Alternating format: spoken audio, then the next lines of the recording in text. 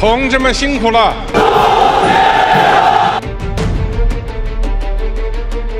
The Chinese are signalling, they are practicing and rehearsing, and they are collecting. We're aware of their approach through the Indonesian archipelago for some time. If that conflict that we've been discussing were to eventuate, who would win? You would lose, definitely. You don't have enough aircraft, you don't have enough ships, and our military is growing by leaps and bounds, and we are determined to safeguard China's sovereignty. On that, you can imagine our soldiers would be brave, and our weapons would be lethal.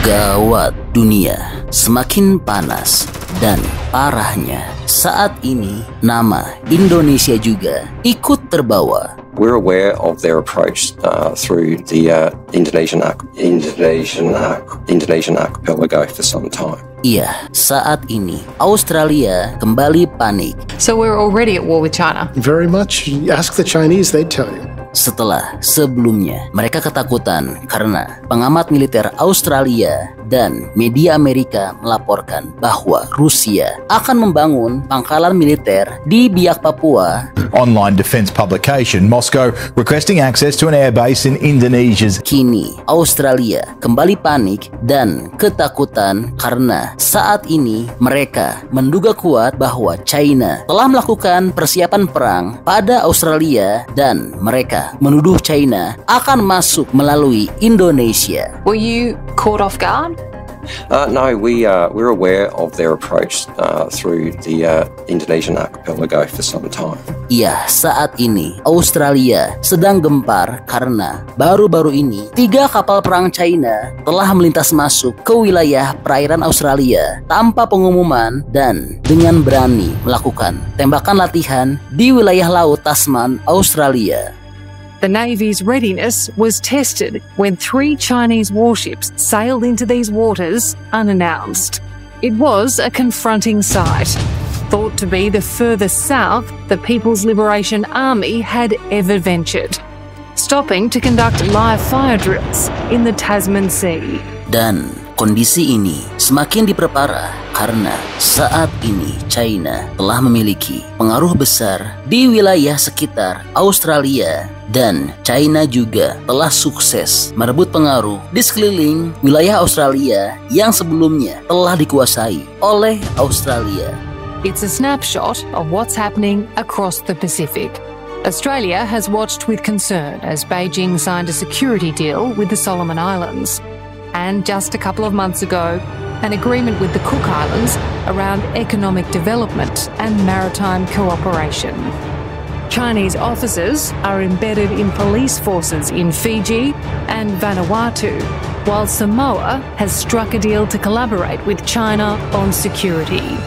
Bahkan saat ini Tonga, yaitu sebuah negara kepulauan yang terletak di Pasifik Selatan, tetangga dekat Australia yang memiliki 170 pulau yang sebelumnya sangat dekat dengan Australia. Kini Australia telah kalah pengaruh oleh China dan telah berubah menjadi sahabat dekat China. China. This small island nation is at the center of a tug-of-war between Beijing and the West. And you don't have to look far from the idyllic foreshore to see who's winning. Traditionally, Tonga's allies and partners were America, Australia. What happened? What changed? To be frank about it, because the West dropped the ball and China picks up the loose ball. Do you feel you have to pick a side between China and the West? we secretly know who to make friends to, Iya, jutaan dolar yang telah diberikan China sebagai hibah kepada negara-negara tetangga di sekeliling Australia yang digunakan untuk pembangunan sarana olahraga bertaraf internasional, gedung-gedung pemerintahan, dan berbagai fasilitas publik serta infrastruktur lainnya telah sukses membuat China mendapatkan dan merebut pengaruh besar. China's presence in the country is growing. How many of the shops and businesses are owned and run by China? I think about 80%. 80%? Or even bigger than that. So China is in every aspect of life and business here. They doing shops, construction, hardwares. They doing fishing. They running their own piggery farm, poultry. Strategi China memang sangat luar biasa, hebat dan cerdas dalam merebut pengaruh bangsa asing dari pengaruh Barat. Diplomatic relations that I've personally experienced with Beijing is they have a very long-term, measured approach and forge lasting relationships. Dan saat ini China telah memberikan peringatan yang sangat mengerikan pada Australia.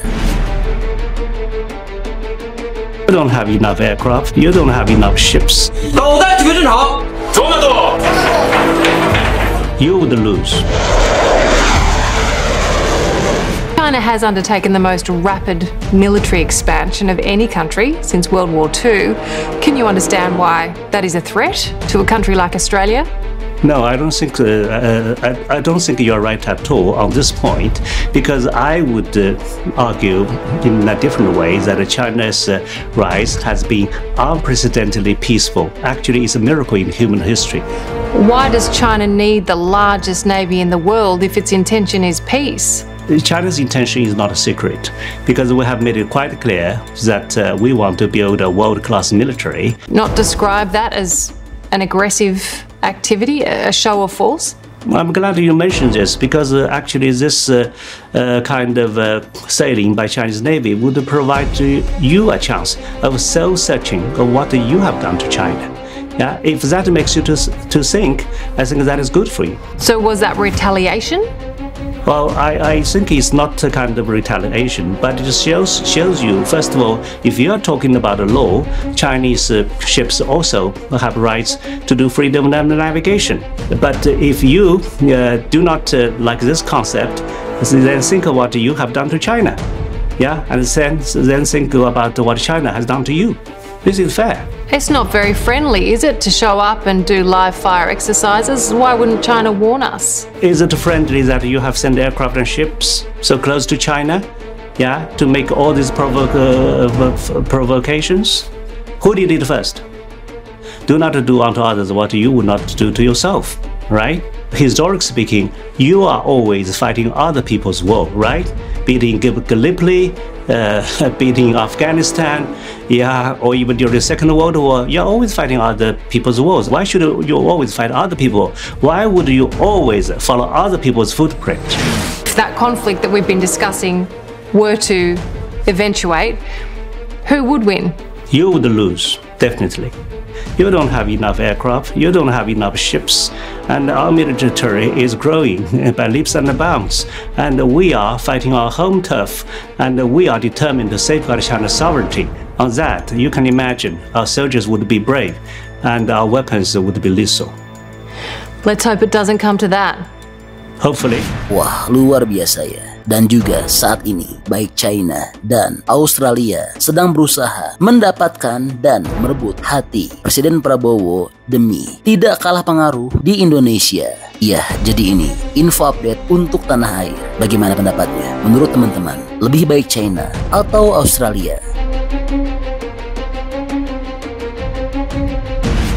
Oke, jadi itulah info update untuk tanah air.